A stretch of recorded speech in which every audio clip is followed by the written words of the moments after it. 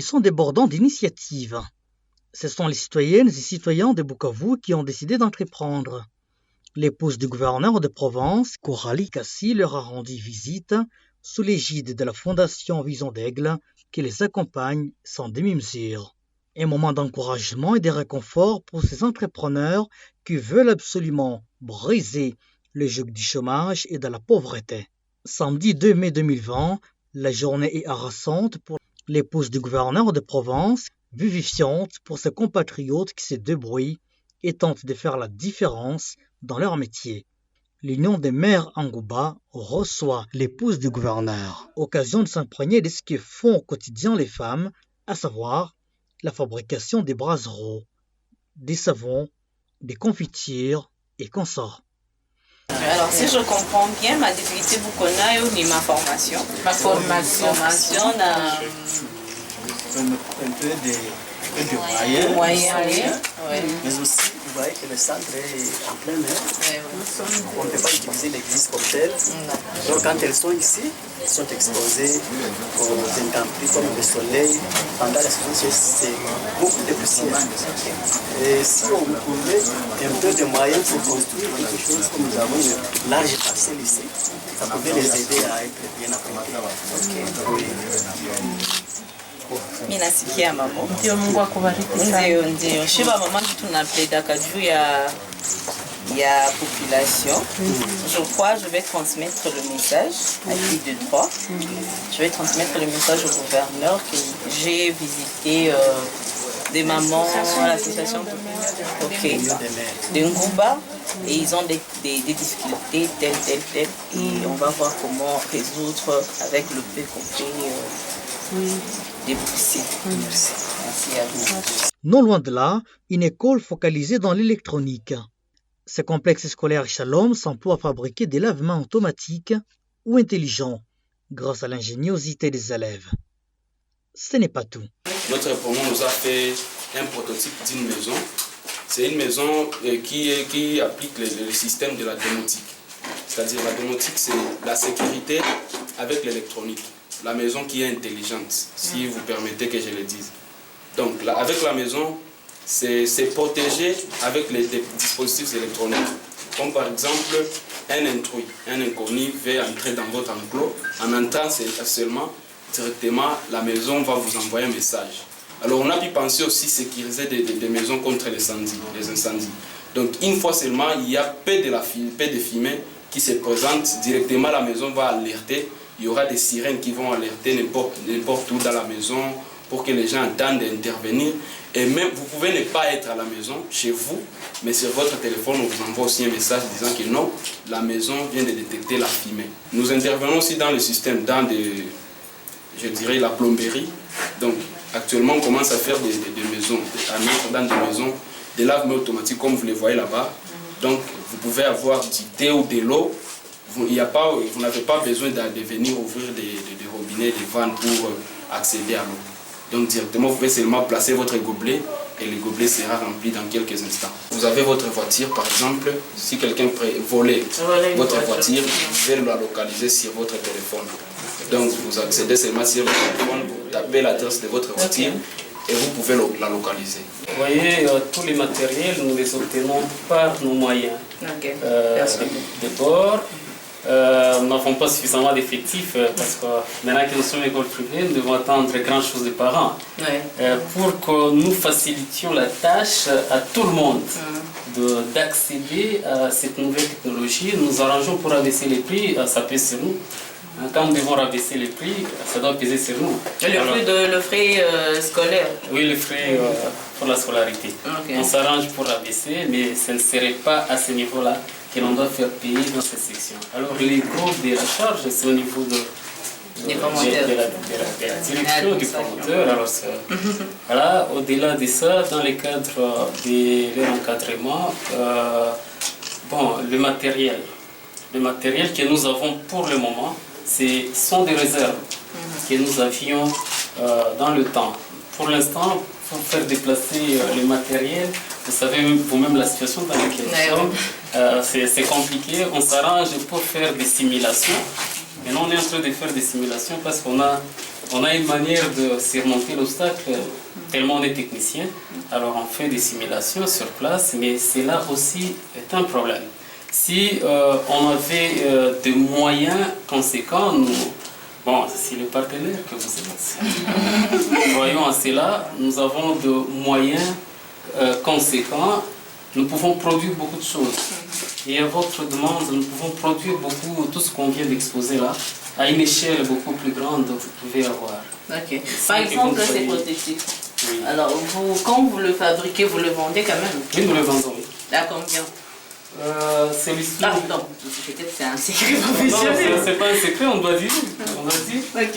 Tout haut, pour la structure en bois, nous les vendons à 150.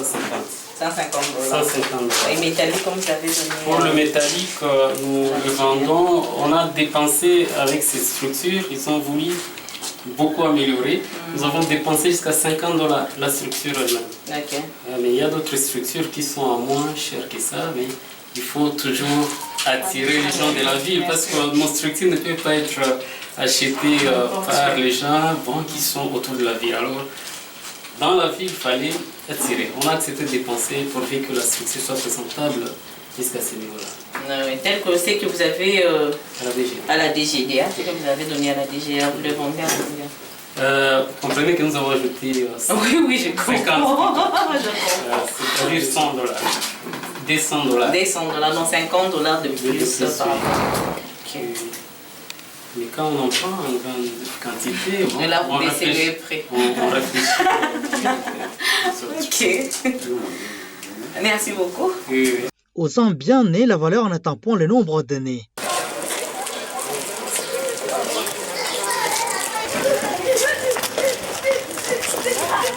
Direction chez d'autres jeunes motivés à faire avancer la technologie. Dans leur bureau minuscule où nous sommes conduits, ils imaginent des produits et services à offrir à la communauté. On a déjà conçu un système de contrôle de la maison à distance. Donc avec ton téléphone, vous pouvez contrôler la maison à distance, allumer les lampes, éteindre, donc contrôler la sécurité de la maison en généralité. Il y a aussi un système qui aide à limiter les incendies. Nous conservons les détecteurs d'incendie. Lorsqu'il y a de la fumée, ça fait l'alerte. Nous avons aussi beaucoup de choses. Nous conservons des amplificateurs de son, donc beaucoup d'appareils qui répondent aux besoins locaux de la population. Les powerbanks aussi? Les powerbanks aussi, nous en conservons. Et sans oublier que nous faisons le recyclage. Tous ces matériels que nous conservons, nous les tirons d'autres matériels qui sont foutus. Nous y piquons quelques pièces qui sont considérées comme récupérables. Œuvre créative louable, elle captive l'attention de l'épouse du gouverneur. En peu de mots, il encourage avec conviction ces jeunes entrepreneurs. Nous avions pu rencontrer le jeune talentueux qui ont des atouts pour le développement de notre province et pourquoi pas de notre pays, la République démocratique du Congo. Par rapport à ce qu'ils font, il y a vraiment de l'espoir qu'ils iront loin avec ce qu'ils sont en train de faire. Le défi ne manque pas pour ces jeunes créateurs. Avoir une imprimante 3D selon de leurs vrais besoins, selon Francesco Johannes, qui tient à faire la fierté de la Provence, voire même du pays, grâce à l'encadrement indéfectible de la fondation Vision d'Aigle. Qui propose 4 choix de réponses et l'utilisateur aura à choisir la bonne réponse. Donc c'est un jeu qui va aider. Ces questions, ils nous ont été fournis par des enseignants. Et particulièrement les professeurs en droit à l'Université catholique de Bukavu. Et nous les avons intégrés ici. Donc un étudiant qui va utiliser cette application va essayer de répondre sur des questions qu'il a apprises à l'université. Donc c'est en quelque sorte une évaluation pour juger son niveau dans les cours. Alors vous m'avez démontré tout le truc pour pour le sol, le game pour l'informatique, tout ça. Alors je voulais savoir quelles sont les difficultés parce que je dois transmettre le message à qui de droit. Alors, dites-moi quelles sont les difficultés pour que... Bon, par rapport aux difficultés, il y en a beaucoup. Alors, les difficultés qu'on a, c'est par rapport à l'espace. On a résolu ça avec FVA. Ils nous ont accordé l'espace. Et pour ce qui concerne les composants, alors ici nous utilisons les composants qui sont recyclés. Alors on aimerait, des fois il y a des composants qui perdent de puissance parce que ce sont des composants usagés déjà. Et en plus vous voyez comme le truc est là, le prototype, je dirais c'est pas bien ordonné. Il faut des imprimantes 3D pour incorporer ça dedans, que ça soit made in Bukavu. Donc au lieu de tirer ça en Chine, on peut faire ça ici et vendre ça localement. Et en plus il faut aussi, pour imprimer les circuits, nous sommes obligés d'utiliser des cartes pareilles où nous montons nous-mêmes soudés. Ça n'a pas vraiment trop de précision. Il faut qu'il y ait qu'on ait au moins des imprimantes pour imprimer des circuits sur carte. Alors facilement on peut se repérer et bien souder les composants. L'imprimante est spécialisée pour imprimer les circuits. Et alors je voulais aussi savoir, est-ce que quand vous fabriquez toutes ces histoires ici, vous le vendez ou c'est juste par expérience, vous gardez votre expérience, ou quand vous produisez, vous le mettez aussi au marché? En fait, nous vendons ça aux gens qui comprennent du moins notre idéologie. Mais les gens qui ne comprennent pas notre idéologie ne comprennent pas aussi ce que nous faisons. Alors ils nous disent que ce n'est pas adapté à la ville de Bukavu. Alors on garde ça dans notre labo. Comment ça ne peut pas adapter à la ville de Bukavu avec les incendies qu'on a chaque fois ici dans la ville? Alors nous faisons ça ici dans notre labo. S'il y a quelqu'un qui voit ça et aime ça, alors il essaie de nous poster. Comme les gens de FVA ont vu ça et nous ont donné un bon cadre pour travailler. À côté de ces passionnés des technologies avancées à Bukavu, il y a le centre d'apprentissage des métiers CAM sur Avenue Industrielle. Nous y sommes. Dans cette visite guidée, l'épouse du gouverneur de Provence découvre peu à peu ce qui se fait dans ces centres dans les domaines de l'agistage, de l'automobile, de la menuiserie, de la peinture, et ainsi de suite. Comme on peut le voir, ces jeunes viennent de fabriquer des kits de lavage de mains mécaniques, mais avec zéro risque de contamination, surtout en cette période de coronavirus. Le kit qu'on a remis, c'était une kit individuelle. Et là, on a procédé pour encore débuter notre kit, celle qu'on peut installer au lieu public. Prison, entrée frontière et tout comme ça. Ça va prendre 3 places pour faire vite et assez qu'il y ait pour se servir. Et là, on va mettre une petite fille de 100 litres ici qui va commencer à servir les 3 places. Et là, ce sont les bassins. Et ça va être la note pour de même manière que on a fait. Je pense vers le ou mardi, on va terminer la saison. Et là, ça, vous le mettez à quand? On ne sait pas. Pour clore en beauté cette visite, l'épouse du gouverneur, ou la maman provinciale comme d'aucuns l'appellent, fait le tour avec un réel sentiment de bonheur de la Fondation Vision d'Aigle. Ici, il y a des spécialistes en éducation, spécialistes en sécurité alimentaire. On continue.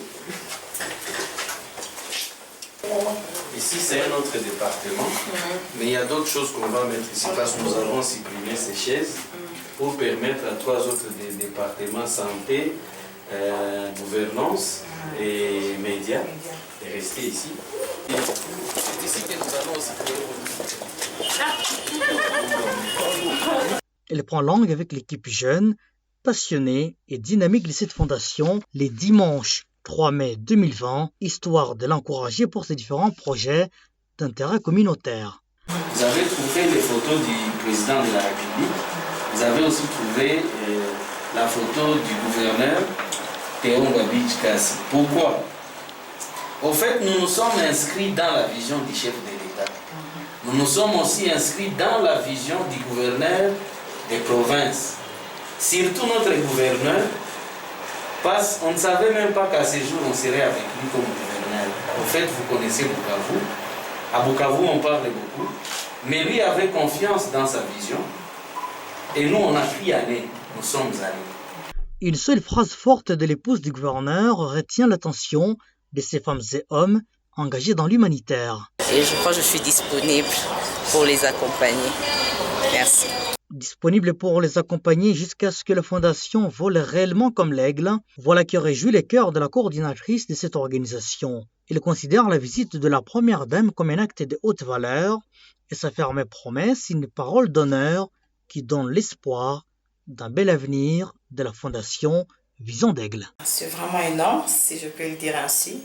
Personnellement, pour la FVA, c'est rassurant de voir que les autorités pensent aussi à nous et veulent nous accompagner dans notre lutte selon les ODD que nous avons. Et c'est vraiment à louer par rapport à la promesse de la première dame du Sud Kivu de nous accompagner et d'accompagner nos jeunes dans leur entrepreneuriat, les jeunes dans leur ensemble par rapport aux métiers, recherche et autres. En tout cas, c'est une bonne chose et la FVA la remercie personnellement pour ça. C'est une joie immense que nous avons comme FVA Asbel de voir que nos autorités veulent aussi s'intégrer dans l'humanitaire, nous accompagner dans tout ce que nous faisons et nous les encourageons et les félicitons aussi. Pour couronner cette visite, la première d'une personnalité comme celle-là à la FVA, une série de photos, souvenirs s'impose.